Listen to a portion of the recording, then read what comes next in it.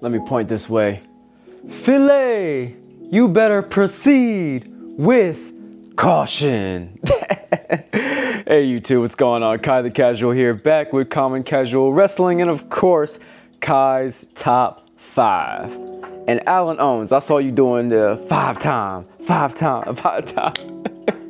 I saw you and Malcolm Muscle were there at Raw tonight. Shout out to you guys. You ran into a buddy of mine tonight, and he got some pictures and videos with you. So, you guys are great dudes. I hope to get it like you guys one day. But anyway, on with the regularly scheduled program, because I'm up in here kissing fellow YouTuber and content creator booty over here. Anyway, so honorable mentions for tonight's Raw. Let me get these out of the way very quickly. We had Nikki Bella saving Natalya and Maxine Dupree after the IC title match. Good work on that. Makes the honorable mentions though. Didn't hit the main list, sorry. But we did see Nikki Bella saving them after the fact, so we still got to build up that match for Clash in Paris. So, good job, honorable mention. Rusev and Sheamus have an old-fashioned Donnybrook booked for Clash in Paris after another brawl between them is prevented by Adam Pearce and security, and he's finally had enough. He's like, you know what, you got one more shot to tear each other apart, and that's it, we're done. And the last honorable mention we have is Bayley is continuing her depressed or anxious promo segments where she's hearing voices validating the doubts that she's having, and it concludes very interesting with the line, "Need a hug." So maybe this is a heel version of the hugger gimmick coming back? Don't know. Let me know what you guys think in the comments about what's happening with Bayley and this depressed anxiety, maybe even bipolar gimmick going on, hearing voices in her head. I think that might be schizophrenia. Anyway, again, I am not a psychologist. Anyway, let's get on with the wrestling content, not the psychology class going on here. We had my number 5 pick of the night was the Division opening up Raw tonight, and Jey Uso cutting them off after, they're being all braggadocious and whatnot. High notes about this though. Paul Heyman, of course, was the one who, led ECW, Extreme Championship Wrestling. They're in Philly tonight, so things have got to get extreme. But he does the babyface thing of, okay, let's talk about some old ECW wrestlers. He names off some of the old guys, right? But then he gets to Tommy Dreamer, and Braun Breaker is like, he's dead? Yeah, yes, I know he's still alive, but he should be dead. And I'm just like, whoa, Paul, where did that come from? Anyway, and then Braun Breaker's like, I can't believe he's still alive. He's so stupid. So these guys are hamming it up. And then Seth Rollins, after Jay, brings it back and he responds. Seth Rollins gets in Braun Breaker's face. He's like, hey, Jay thinks that you're enough. He thinks that he can outwork you. He thinks that he can outclass you. He thinks you're stronger than you. And he thinks that his family is more important than your family. He thinks your family is fat. That's Steiner things. If you know, you know. So the match that was the main event between him and Braun Breaker later in the night gets elevated to an Extreme Rules match. Jey Uso was down with it, and we've got our match booked. So I was very hyped for that moment. Let's move on to our number 4 top moment of the night.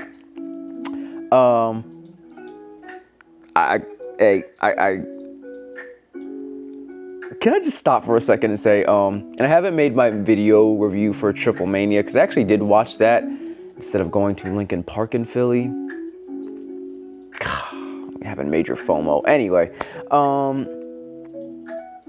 Oh, and speaking of Philly, before anybody that knows me gets on me for wearing an Eagles lanyard in this video, because I am primarily a Ravens fan, this is my NFC team, okay? And they are just up the road, okay? Don't at me, all right? This is a no tribalism channel for either pro wrestling or football, okay? Cool. I like the Eagles too. Shout out Jalen Hurts.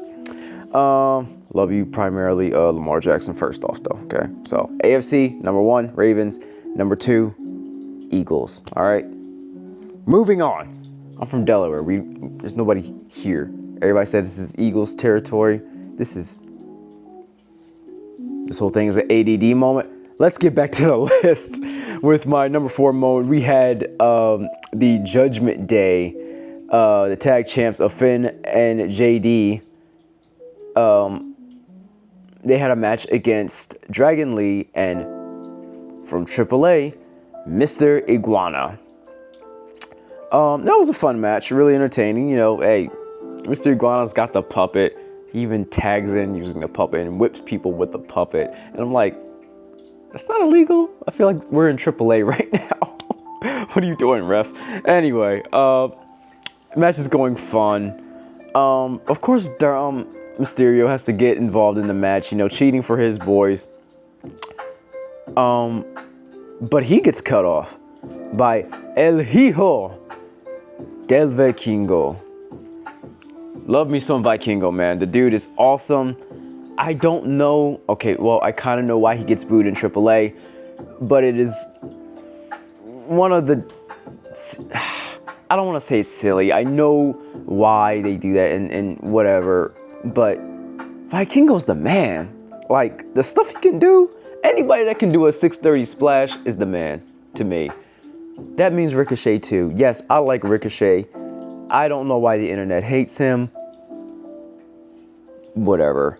But he cuts off Dom Mysterio from hurting the duo of the good guys. But unfortunately, he gets overwhelmed by the Judgment Day.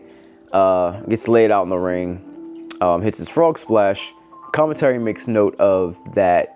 That should have gave him the mega title at AAA this past weekend, but AJ Styles kind of interrupted that. We'll talk about that probably later. But the reality is, they will be facing each other in a second Worlds Collide event this year. So really happy to see that. Let me know what you guys think if Dom Mysterio should walk away with the Mega Championship. A lot of people wanted it to happen at Triple Mania, including myself. I kind of wanted to see it. And I want Vikingo to get away from AAA and go to NXT or go to SmackDown or Raw, whatever. He needs to get out of AAA. If they're gonna boo him, fine, whatever. Let us have him. All right, let the rest of WWE have him. Okay. So that match is booked for Worlds Collide. Let's move on.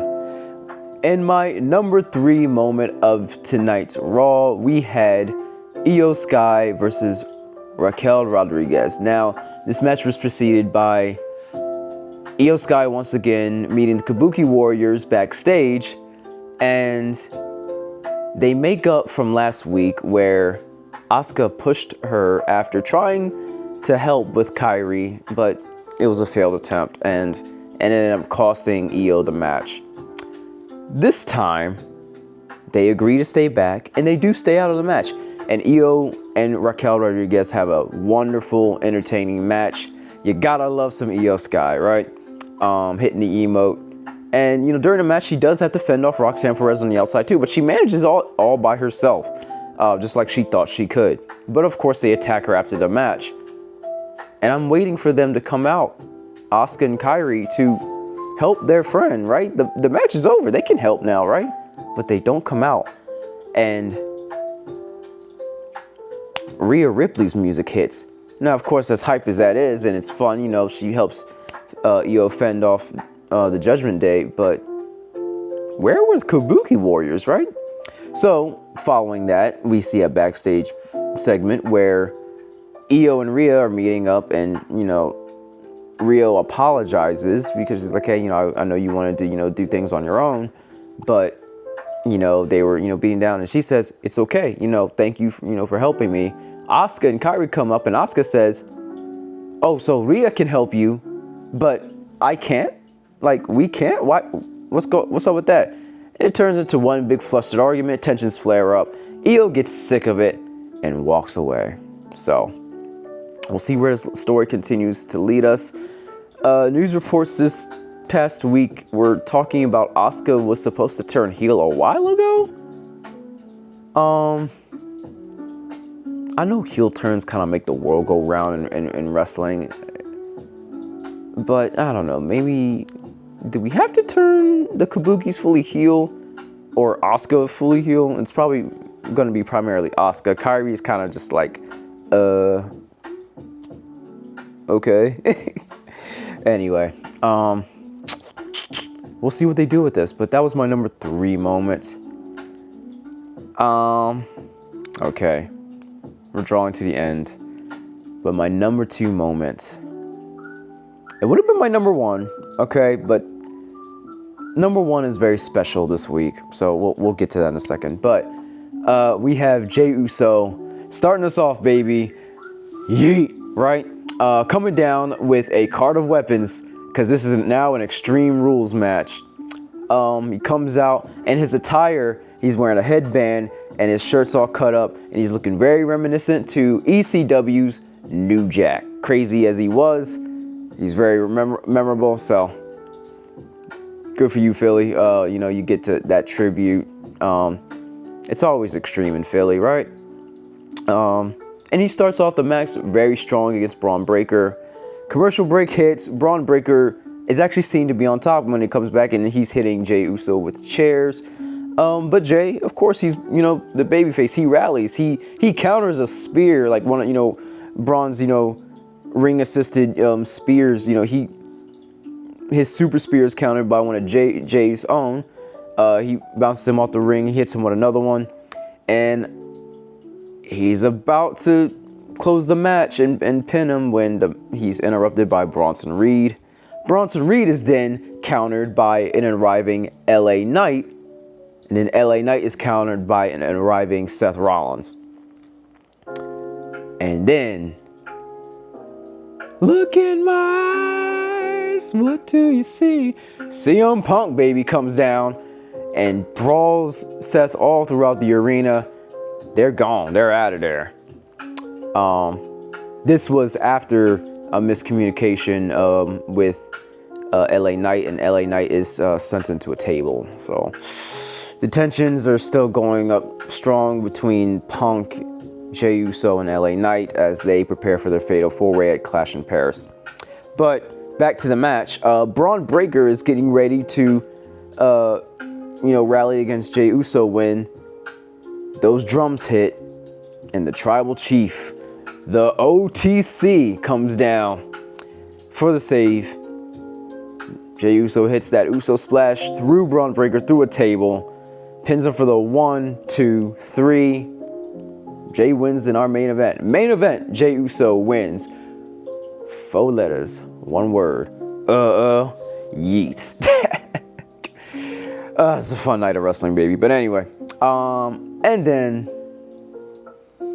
a bit of wholesome, even from a heel character, because again, these are real people, and out of kayfabe, right? We had, for my number 1 moment of this week, proceed with caution, Philly, cause there's a baby on board. This is good. If you know anything about Naomi's, story, you know that this is just wonderful for her. And I'm not going to be able to give it any more credit that she, does, in her explanation of things. Go look it up. Go check out What's Your Story with Stephanie. They had a 2-hour long one with her and Jimmy last week, and then there's a bonus episode. I think it's about 18 minutes, and it just debuted after Raw tonight. So go watch that. But Big Jim did, it's Big Jim. They were joking about that Netflix and chill. And yeah, they're having a baby, and I couldn't be more happy for them welcoming the newest Bloodline member into the family. So 4 letters, 1 word, baby. Anyway, just into the details of the segment though.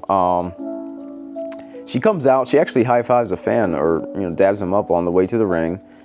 Seems like she's kind of in babyface mode, and so she says, let me show you what happened. She shows a clip of the bonus episode, and it's the second half of a clip that they showed before going to commercial break of What's Your Story, and it's her and Jimmy announcing the pregnancy, and it's just a cute moment.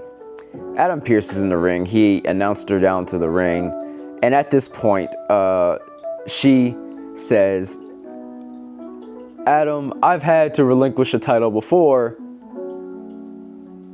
but I ain't handed it over you, so get out of here. She sends him out of the ring, and she's like, okay, I'm out of here, okay, whatever. And from there, she heals it up one more time before she leaves. And she pretty much puts the division on notice, saying if it wasn't for Big Jim, I'd still be on y'all. I'd still be dog walking y'all, right?